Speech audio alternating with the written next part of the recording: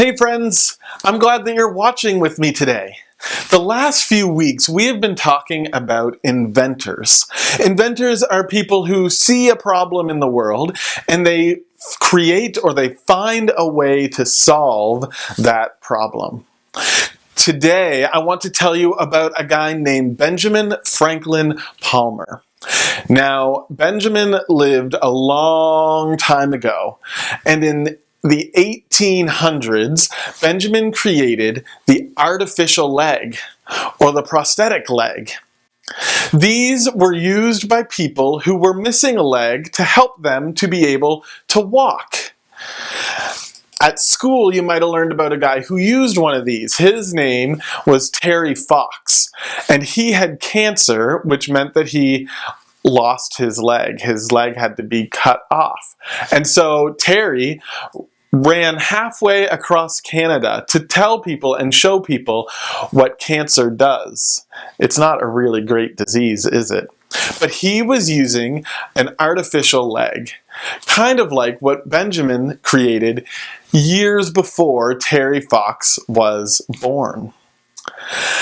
When Benjamin created the artificial leg in 1846, people who were missing a leg before that, people would use just a peg leg, just a piece of wood, to be in place of their leg. But Benjamin's invention made walking easier because the artificial leg had the ability to bend like most of our knees bend. Can you bend your knee? His leg bent like that. So Palmer's invention was a wonderful invention and helped a lot of people to be able to walk. Now that reminds me of our Bible story for today. Jesus also helped people to walk, but he did not need any special invention to do it. Jesus helped someone walk without giving him any special invention.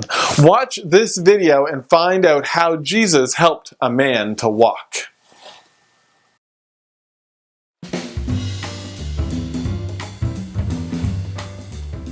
Jesus went to Jerusalem and stood by the pool of Bethesda.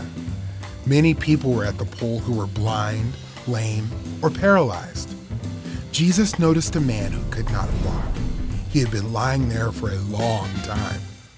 Jesus asked him, "Do you want to get well?" The man answered, "Sir, I have no one to put me in the pool when the water is stirred up. Someone else always gets in before me." The man thought if he could get into the water, he would be healed. Jesus told him, "Get up, pick up your mat, and walk." Right away, the man was miraculously healed. Wow. He picked up his mat and started to walk. This happened on the Sabbath, so the Jews told the man who was healed, "It is against the law to pick up your mat on the Sabbath." The man replied, "The man who healed me told me to pick up my mat and walk." "Who was this man?" the Jews asked. But the man who was healed did not know who had healed him. By this time, Jesus had slipped away into the crowd. Later, Jesus found the healed man in the temple. Jesus said to him, "See, you are healed. Do not sin anymore, so that something worse doesn't happen to you." Then the man went to the Jews and told them that Jesus had healed him. So the Jews began persecuting Jesus because he was healing people on the Sabbath. Jesus told the Jews, "My Father is still working, and I am working too." Now the Jews wanted even more to kill Jesus because he wasn't just breaking their rules about the Sabbath. He was saying that God is his Father, making himself equal to God. Jesus is God's Son, and he always did what God said was right. The man at the pool was unable to help himself. Jesus healed him, and he obeyed Jesus' commands. In a similar way, we are unable to free ourselves from sin. Jesus calls us to trust in him. When we trust in Jesus, he frees us from the power of sin and death so we can follow him and obey him. Oh, let's see. What do I have in my inventor's toolkit today? I have some rope. I have a hammer. I have a bowling ball. You know, let's see how many times I can throw this bowling ball up in the air and catch it again. Can you count the number of times that I throw this ball up in the air for me? You keep track while I throw. Are you ready?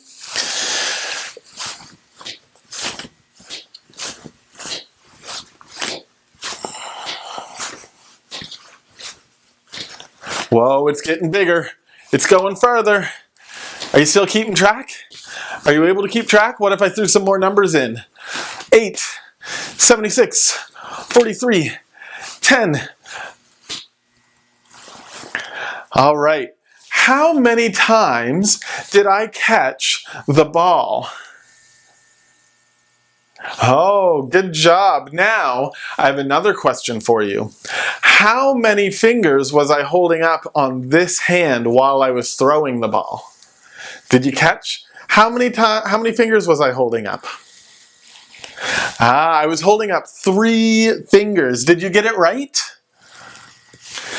Boys and girls, I did that to show you that sometimes we are so focused on one thing that we completely miss the other things that are happening around us.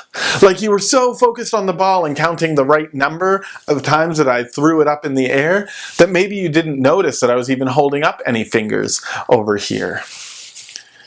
In today's Bible story, the religious leaders came up to Jesus and they were mad at him. Do you remember that?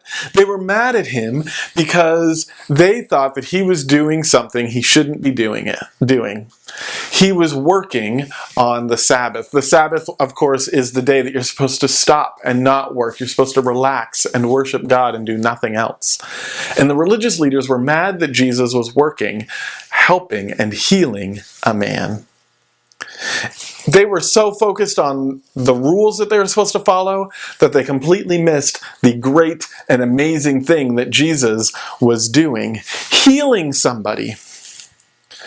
Sometimes we get so caught up in doing the things that we need to do or that we're supposed to do that we don't even notice when people are hurt or when they need our help. The man at the pool was unable to help himself, but he trusted that Jesus could help him. There are 2 things that we can learn from this. The first is we can trust Jesus to help us. We can trust Jesus to help us. And the second is that in order to be more like Jesus, we have to notice when other people are hurting and we need to help them. So sometimes maybe on the playground at school, we're so caught up in having fun and playing with our friends that we don't notice that somebody is sitting off by themselves and not playing. Well, we need to notice and go and help them to make friends and have fun too. Or maybe at school we're so focused on getting our work done and doing what the teacher told us to do that we don't notice that somebody's sad, or that they didn't bring a lunch with them, or that they need some help with their work. And so we need to be able to stop and notice when people need help.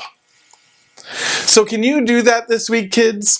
Can you trust Jesus more and trust him to help you? And can you take some pauses and notice when other people need help too and help them?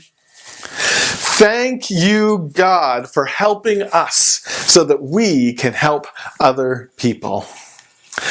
Bye, kids. See you next week.